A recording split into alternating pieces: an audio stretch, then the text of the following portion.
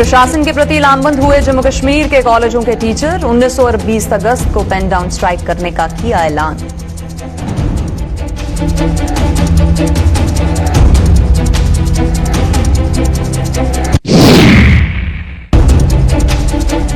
उपराज्यपाल के दिशा निर्देशों का होने लगा है पालन। एसी कमरों से बाहर निकलने लगे अधिकारी। लोगों के पास जाकर सुन रहे हैं समस्याएं।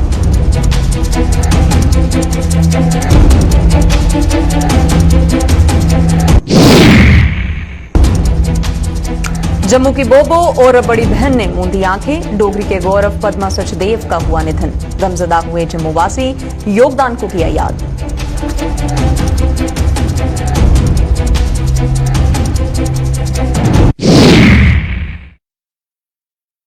नमस्कार, बुलेटिन में आप सभी का स्वागत है। मैं हूं प्रियंका चौधरी। पेश हैं अब तक के समाचार। Jammu Kashmir college teacher association ने मांगों को पूरा न किए जाने पर अब आंदोलन का रास्ता अख्तियार करने का फैसला कर लिया है।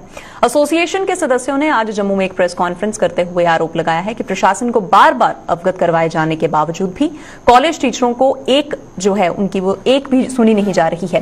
प्रशासन ने अपने ही एसआरओ के खिलाफ जाकर कुछ ऐसे निर्णय ले लिए हैं जो कि टीचरों के हित में नहीं है और डीपीसी न करवाए जाने से भी उन्हें नुकसान उठाना पड़ रहा है। एसोसिएशन ने ऐलान किया है कि अगर आने वाले दिनों में कॉलेज टीचरों की सुनवाई नहीं हुई तो वो 19 और 20 अगस्त को पेन डाउन स्ट्राइक करने को मजबूर हो जाएंगे।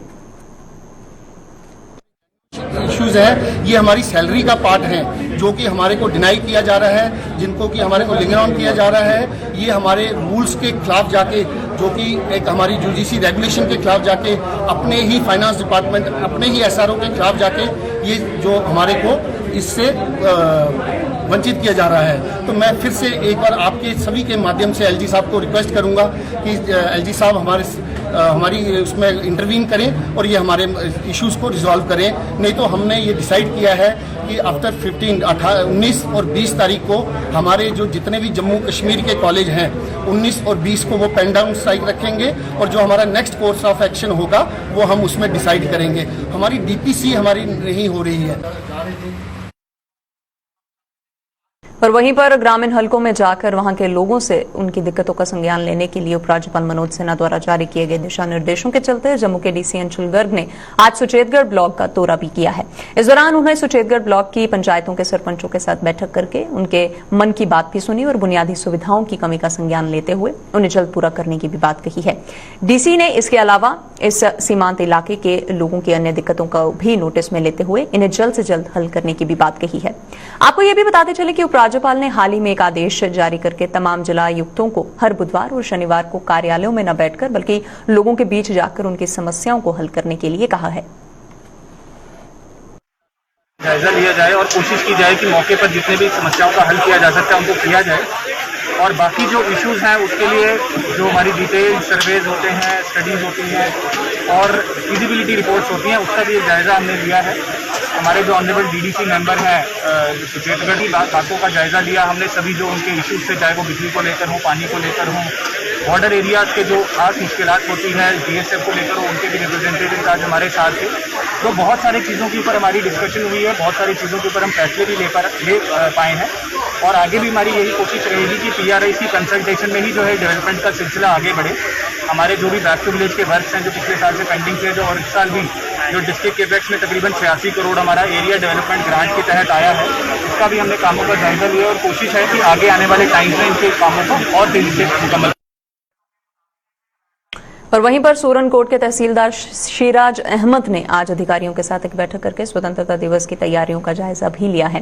बैठक में पुलिस सहित अन्य सरकारी विभागों के अधिकारियों ने भी भाग लेकर अपने अपने स्तर पर की जा रही तैयारियों का ब्यौरा दिया है। बैठक में खासतौर पर प्रमुख समारोह की सुरक्षा व्यवस्था पर चर्चा का मुख्य विषय भी रहा है। तो थोड़ा इस बार अभी तक जो है जिस तरह से पॉजिटिविटी रेट हमारा कम है तो इसको मद्देनजर थोड़ा सा फंक्शन हम अच्छा करना चाहते हैं। गिवन द सर्कमस्टांस हमारे ठीक रहे 15 अगस्त तक, तो हमने सारा ये बैठ के प्लान किया है। हमारा मेन वेन्यू जो आइसक्रीम स्कूल बाइसनकोट ही रहेगा, विजुअल रहेगा। फ्लैग होस्टिंग की अभी जो गवर्नमेंट की तरफ से आ जाएंगे, इंस्ट्रक्शन आ जाएंगे किसने करना है, वो टाइमिंग भी आज साल ये आती है वो आ जाएगी। टेंटेटिव टाइम हमारे जो है वो ट्रेन के मुताबिक 8:55 पे है। तो सारी तैयारी हमने जायजा कर लिया है एंड आई होप के we will celebrate the festival very nicely. Poonch जिले के दिव्यांगों को मुंह मांगी मुराद मिलना शुरू हो गई है और इस साल मार्च महीने में जिले के जिन दिव्यांगों की निशानदेही करके उनका ब्यौरा लिया गया था, उनमें से आज से जरूरत का सामान उनमें बांटना भी शुरू हो गया है। पुंछ में आज से ही सामाजिक अधिकारिता शिविर की शुरुआत हुई है और आज पहले दिन 378 में से 55 दिव्यांगों में उनकी जरूरत के हिसाब का सामान दे दिया गया है। ये शिविर कल मंडी, परसों सूरनकोट और 7 अगस्त को मेंढर में भी लगाया जाएगा। मार्च 2021 में यहाँ पे असेसमेंट कैंप लगाया गया था टीम के द्वारा, मेडिकल टीम के द्वारा। आज वही कैंप का जो सामान हम बांटने आए हैं, ये हम artificial limbs manufacture corporation of India की तरफ से आए हैं। ये भारतीय सरकार की तरफ से एक जारी किया गया है। जो भी दिव्यांग लोग होते हैं, डिसेबल लोग होते हैं, उनको हम सामान बांटते हैं फ्री में। जैसे ट्राईसाइकिल हो गई, व्हील चेयर हो गई, आर्टिफिशियल लिम्स है और कान की मशीन है, हेयरिंग एड्स होते हैं, रोलेटर जो मंदबुद्धि बच्चे होते हैं MR, उनको MR किट दी जाती है। अकॉर्डिंग टू उनकी डिसेबिलिटी उनको हम सामान देते हैं मुफ्त में, फ्री में। आज सर यहाँ पे हमने 55 लोगों को सामान बांटा है। अभी हमारा कल भी कैंप है, परसों भी कैंप है। टोटल हमारे यहाँ पे पुंछ जो हमारी डिस्ट्रिक्ट है, इसमें सर 378 पीपल्स को हम सामान बांटे। बरसात के इस मौसम में इन दिनों जम्मू कश्मीर के तमाम जिलों में पौधारोपण अभियानों ने जोर पकड़ लिया है और इसी कड़ी में आज कठुआ में भी जहां वन महोत्सव और ग्रीन जम्मू कश्मीर ड्राइव के तहत पौधे लगाए गए हैं, वहीं पर जम्मू में सतवारी जोन के अधीन आने वाले भूरेचक इलाके में गवर्नमेंट मिडिल स्कूल में भी ऐसा ही अभियान चलाया गया। कठुआ डिग्री कॉलेज में DC राहुल यादव, जबकि भूरेचक मिडिल स्कूल में DFO श्वेता देओनिया और zonal education officer Sunita Gupta विशेष तौर पर मौजूद रही।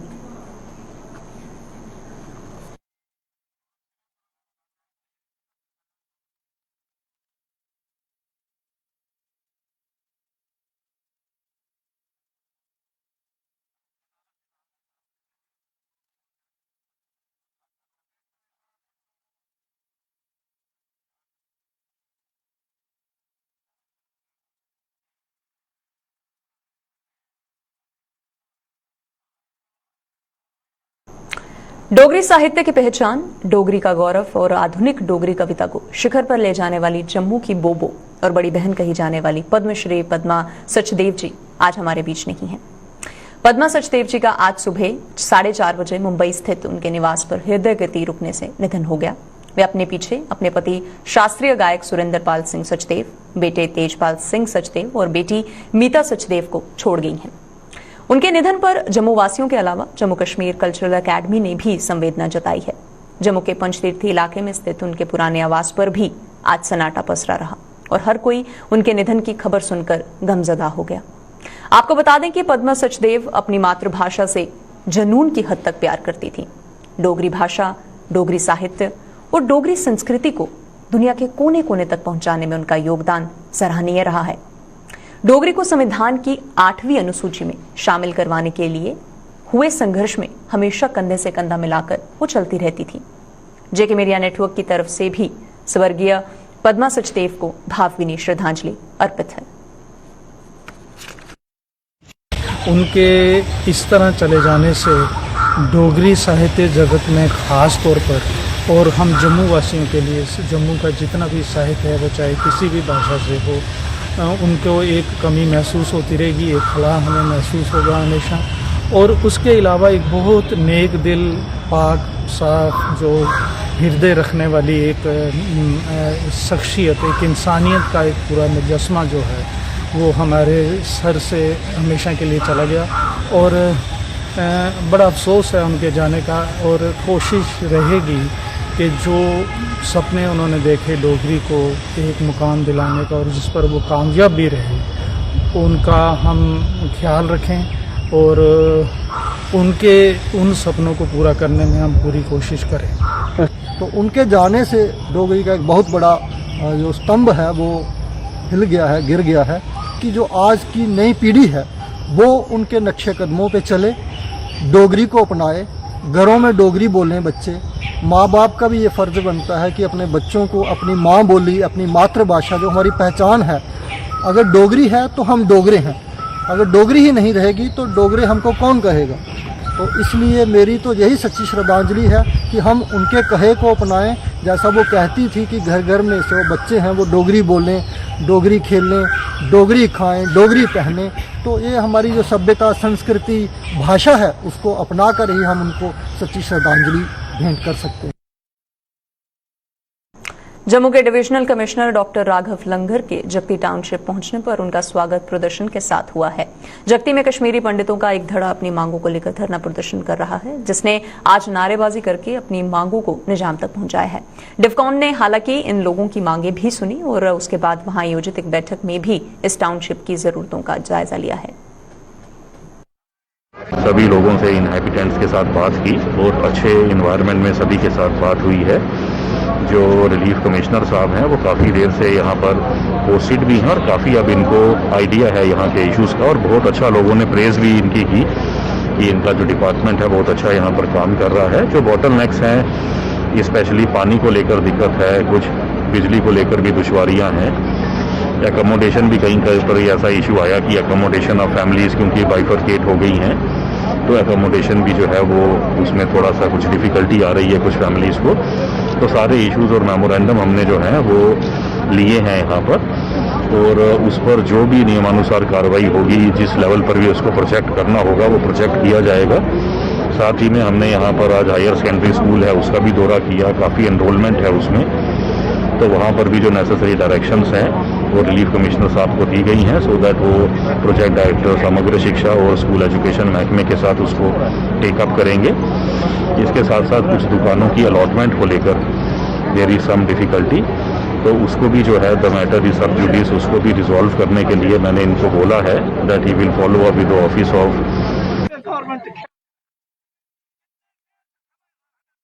जम्मू कश्मीर के गृह विभाग द्वारा सरकारी नौकरियों के लिए निर्धारित की गई आयु कई लोगों को रास नहीं आ रही है।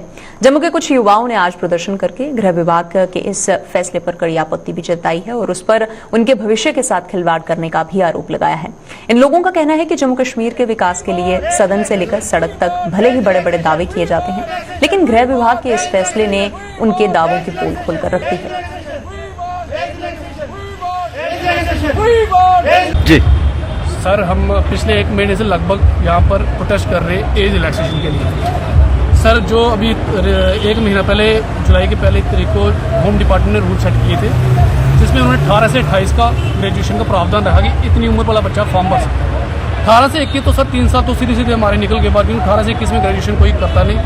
20 में चलो फिर भी बड़े रेयरेस्ट केस होंगे, और MBBS कोई BDS वाला तो सर वो 23-24 में भी जाएगा। तो सर हम कह रहे हैं कि एक बार मौका देके हमें जो एक ही बार अपील होने का मौका मिला है, और उसके बाद हम ओवर एज हो रहे हैं सर, ये हमारे साथ नाइंसाफियत।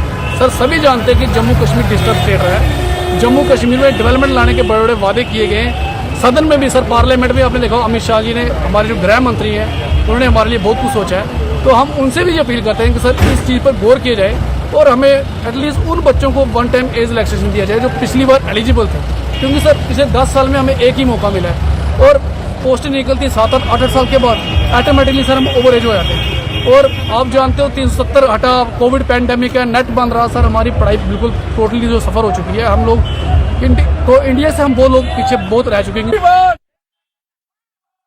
पैंथर्स पार्टी ने जम्मू सूबे के कुछ जिलों में SOP की भर्ती प्रक्रिया पर सवालिया निशान लगाए हैं। पैंथर्स ने इन भर्ती के तौर तरीकों को सरासर गलत करार देते हुए आरोप लगाया है कि इनके तौर तरीकों से भ्रष्टाचार की बू आ रही है।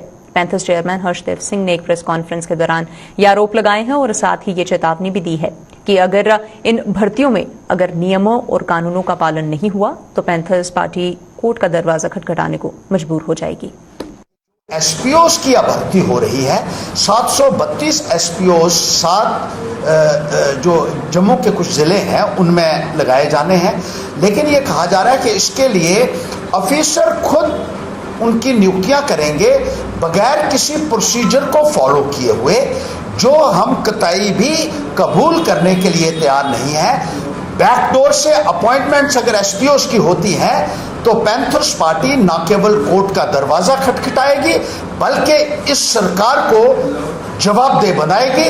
एक प्रॉपर प्रोसीजर फॉलो किया जाना चाहिए। सुप्रीम कोर्ट ने यह कहा है, कानून ये कहता है कि जब भी पब्लिक सर्विसेज के लिए भर्ती होनी हो उसमें प्रॉपर एडवर्टीजमेंट नोटिफिकेशन होना चाहिए और सब लोगों को एलिजिबल जो है उनको बराबर की अपॉर्चुनिटी दी जानी चाहिए compete करने के लिए। लेकिन ये पिक एंड चूज बेसिस के ऊपर जो भर्ती करने की कोशिश की जा रही है, इसका पैंथर्स पार्टी विरोध करती है।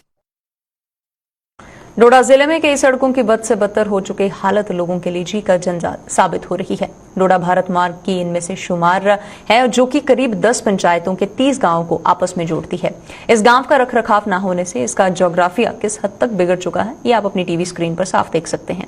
बरसात के इस मौसम में इस सड़क पर गाड़ी चलाना मौत को दावत देने से कम नहीं है। इस अनदेखी पर क्या कहना है यहाँ के स्थानीय लोगों का, आइए ये भी सुनते हैं। यार ये देखो रोड की हालत क्या है, रोड हमें सही होनी चाहिए। बहुत गाँव जुड़ते हैं, दशनान है, दार है, इधर शुरियान, बरसला, पुरनोत, पीछे बगला, भरत वगैरह सारा पीछे। ये 1 किलोमीटर के अंदर, 1-1.5 किलोमीटर के अंदर डोडा से सिटी से बाहर ये 1 किलोमीटर के अंदर ही ये हालत है। ये आप देख सकते हैं, यहाँ से पीछे आप जाएं, यहाँ से पीछे जाने का मतलब बिल्कुल बहली जो पोंडा है, पोंडा से पीछे तो बिल्कुल सर एक खड्डे से निकालनी है गाड़ी, दूसरे खड्डे में जाना है। और यही हालत है सर। एक मतलब सर जो एमएलए पहले वाला जो कंसर्न जो इस वक्त मतलब हालिया जो एमएलए है उसको दोष दे रहा है, और वो मतलब ये वाला उसको बोल रहा है कि नहीं, ये यानी सियासत की नजर बात मत पूछिए। आपको पता है अब मतलब 10-15 दिन से ये बारिशें हो रही हैं सर, तो हमें इस मतलब बारिशों में अगर कोई पेशेंट लाना पड़े या कोई प्रेग्नेंट लेडी लानी है बाजार, तो बहुत दिक्कत हो।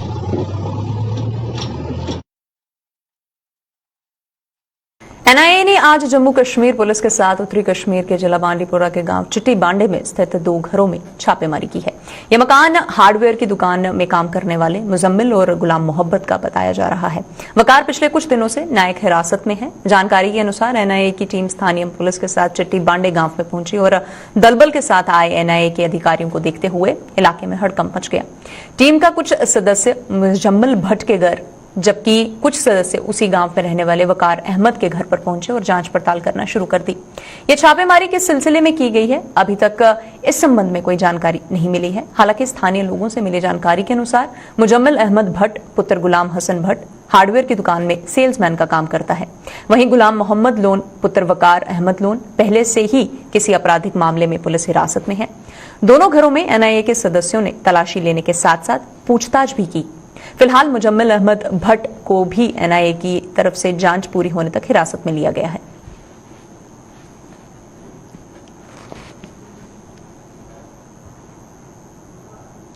दिव्यांगों के उत्थान के लिए केंद्र सरकार ने भले ही कई योजनाएं शुरू की हैं और केंद्र शासित प्रदेश जम्मू कश्मीर में भी ये योजनाएं लागू हैं, लेकिन ये योजनाएं किस हद तक ऊंट के मुंह में जीरा साबित हो रही हैं। दिव्यांगों को इन योजनाओं का लाभ लेने के लिए नाकों चने चबाने पड़ रहे हैं और हालत ये है कि समाज कल्याण विभाग भी ये दिव्यांग जो है इन्हें कोसने के लिए मजबूर हो रहे हैं। जम्मू के वार्ड नंबर 37 की निवासी पूजा देवी की हालत को देखकर रूह भी कांप उठती है, जो इस दुनिया में अकेली है। माता पिता और भाई बहन ना होने के कारण पूजा इस हालत में किस तरह अपना गुजर बसर करती है, इसका अंदाजा लगाना मुश्किल है। ग्रामीण विकास विभाग की तरफ से इसे मात्र 1000 रुपए की पेंशन मिलती है, और वो भी हर महीने नहीं बल्कि कभी कभी। हालांकि वार्ड की पार्षद भी बदौलत पूजा देवी को महाजन सभा की ओर से भी हर महीने 1000 रुपए की राशि दी जाती है, और उसके बाद पूजा देवी के सपने कभी भी पूरे नहीं हो पाए। प्रशासन से दिव्यांगों के उत्थान के लिए उचित कदम उठाने की मांग भी की गई है। सलाह करूंगी कि जो इसमें हैंडीकैप के लिए आपने किसी के लिए भी इसमें आपको जो सोचने में मजबूर होना पड़ेगा, क्योंकि वो जो चाहती हूँ तो वो उनसे मैं यही कहूँगी कि थोड़ा जितने में हम सोशल डिपार्टमेंट में करते हैं वो हमारी सहायता नहीं। तो किस तरह की हेल्प चाहिए आपको? जिस तरह से मुझे हेल्प इस तरह से चाहिए, कोई भी लड़की हो मेरी तरह हो, चाहे मजबूर हो, मैं चाहती हूँ कि जो एक सपना होता है हर चीज़ का, वो सपने अधूरे हो गए हैं क्योंकि वो सपने कभी पूरे नहीं हुए। तो मैं चाहती हूँ कि अगर सरकार करे तो मैं सरकार से यही फर्क करूँगी कि जहाँ तो इस चीज़ से गरीबी को हटा। इनको जो जब मैंने इसकी हालत देखी कि जो इसके कमरे हैं जो जहाँ सोती थी, ये सारा पानी इसी के ऊपर ही गिरता था, तो इसकी कोई हेल्प करने वाला नहीं था। जब मैंने देखा तो मैंने अपनी महाजन बिरादरी की तरफ से इसको 1000 रुपया पेंशन लगाई है और 1000 मिलती है इसको सोशल वेलफेयर की तरफ से।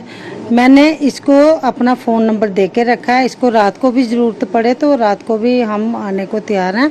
इसको मैंने बोल के रखा है, तेरे को राशन चाहिए, कुछ भी चाहिए, तूने मुझे बताना है, तूने किसी के साथ बात नहीं करनी, मैं तेरी हर तरफ से हेल्प करने के लिए तैयार हूँ।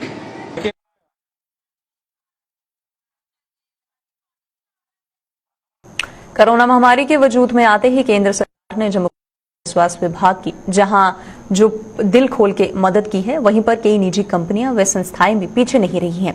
जम्मू के जीएमसी अस्पताल को देश की एक जानी मानी इंजीनियरिंग कंपनी की ओर से लिक्विड मेडिकल ऑक्सीजन टैंक मुहैया करवाया गया था, लेकिन इसे विडंबना ही कहा जाएगा कि मौजूदा समय में ये टैंक धूप और बरसात में बाहर पड़ा सड़ रहा है। इस टैंक को इंस्टॉल न किए जाने से ये बेकार साबित हो रहा है और अगर इसी तरह से ये इसी हालत में पड़ा रहा तो ये किसी काम का भी नहीं रहेगा। अभी तक इसमें रिफिलिंग का कोई जरिया नहीं बनाया गया, जब इसकी इंस्टॉलेशन थी तब वहाँ पर डीसी साहब मौजूद थे, सीएमओ साहब मौजूद थे, पूरा एडमिनिस्ट्रेशन जो था हॉस्पिटल का वहाँ मौजूद था। लेकिन अब जब रिफिल की बारी आई तो वहाँ उसको रिफिल के लिए उनको कोई इंजीनियर नहीं मिल रहा। ऐसा कैसे संभव होगा कि वहाँ इनको इंजीनियर नहीं मिल रहा? अब क्या एडमिनिस्ट्रेशन उनका वेट कर रहे हैं कि ताकि उसको टैंकर को जंग लग जाए, जब उसकी पूरी कंडीशन खराब हो जाएगी तो उसको हमें कबाड़ में बेचना पड़ेगा। हम चाहते हैं डीसी साहब से हमारी यही अपील है कि वो जल्द से जल्द उसको रिफिल करवाएं, एक इंजीनियर को हायर करें ताकि वो आने वाली थर्ड लेयर के लिए हम पहले ही प्रिपेयर हो जाएं, क्योंकि आने वाली थर्ड लेयर जो है हिंदुस्तान में शुरू हो गई है। तो ये काफ़ी दिन से वहाँ पे खड़ा है, ऐसे ही टैंक खड़ा है, ऊपर से बरसात भी लगी हुई है, इसको जंग लगने का खतरा है। तो जब ये जहाँ टैंक लाया गया था मेडिकल ऑक्सीजन, जो इसके अंदर जो ऑक्सीजन है लिक्विड मेडिकल ऑक्सीजन, वो इसके अंदर जो बर्नी है, अभी तक इसको कोई सैंपल नहीं किया गया। और डीसी साहब उस वक्त मौजूद थे जब ये टैंक जहाँ पे लाया गया था। और मेरी डीसी साहब से अपील है और गवर्नर साहब से जम्मू कश्मीर के मनोज सिन्हा से भी मेरी अपील है कि इसको जल्दी से जल्दी इसको देखा जाए, इसका मुआयना किया जाए और इसको जल्दी से जल्दी सैंपल किया जाए, क्योंकि थर्ड लेयर जो है कोरोना वायरस की वो आने वाली है, वो अलर्ट पे है और उसके पहले ये सैंपल होना चाहिए हमारे मेडिकल कॉलेज में। और ऐसा ना हो कि इसको जंग लग जाए, बरसात के दिन भी चल रहे हैं, जंग लग जाए और ये बिल्कुल ख़त्म हो जाए और बाद में इसको कबाड़ के बाद देना पड़े। और हम यही अपनी मांग करते हैं जल्दी से जल्दी इसका कुछ किया जाए और जल्दी से जल्दी इसको असेंबल किया जाए और जिससे यह है कि थर्ड लेयर जो आने वाली है लोगों को अच्छे तरीके से ऑक्सीजन मिल पाए। अपनी मांगों को लेकर एक बार फिर से all JNK RTC volunteer retired employees association Jammu Kashmir के बैनर तले पूर्व मुलाजिमों ने जम्मू में एक बार फिर से अपनी मांगों को लेकर प्रदर्शन किया है। इस मौके पर प्रधान देवराज बाली ने कहा है कि सरकार के आदेश के अनुसार एक बिल स्टेटमेंट 1 हफ्ते के अंदर सचिवालय में भेजी जानी थी, लेकिन 45 दिन गुजर जाने के बाद भी उनकी बिल स्टेटमेंट तैयार नहीं हुई है। उन्होंने मांग की है कि अगर 1 हफ्ते के अंदर बिल स्टेटमेंट तैयार करके सचिवालय नहीं भेजी गई तो वह 11 अगस्त को उग्र आंदोलन करने को मजबूर हो जाएंगे। आज का जो हमारा प्रोटेस्ट है, आज का जो हमारा डेमोन्स्ट्रेशन है JK RTC मैनेजमेंट के खिलाफ, क्योंकि सरकार की तरफ से एक ऑर्डर आया हुआ है। जो SRTC के एम्प्लॉइज हैं, चाहे वो VRS हैं, GHS हैं एंड रिटायर एम्प्लॉइज हैं, बिल स्टेटमेंट बना के सेक्रेटरीट में भेजनी है, पेमेंट आ रही है। लेकिन आज जो ऑर्डर था उसमें 1 वीक टाइम था, लेकिन आज 45 दिन गुजर जाने के बाद भी बिल स्टेटमेंट तैयार हुई है। लेकिन जो एम्प्लॉइज हैं, इन सर्विस एम्प्लॉइज हैं या अफसर हैं, उनके बिल स्टेटमेंट बन गए, जो रिटायरमेंट है उनके बिल स्टेटमेंट बन गए। हम SRTC MD को वार्न करते हैं कि 1 वीक के अंदर हमारी बिल स्टेट बनाकर पेमेंट जितनी भी बनती है VRS, GHS and retire employees की स्टेटमेंट बनाकर सिविल सेक्रेटरीट में भेजी जाए। अदरवाइज नहीं होता तो 11 अगस्त को हमारा इसी तरह धरना प्रदर्शन होगा। धन्यवाद। बुलेटिन में फिलहाल इतना ही। आप बने रहिए हमारे साथ। नमस्कार।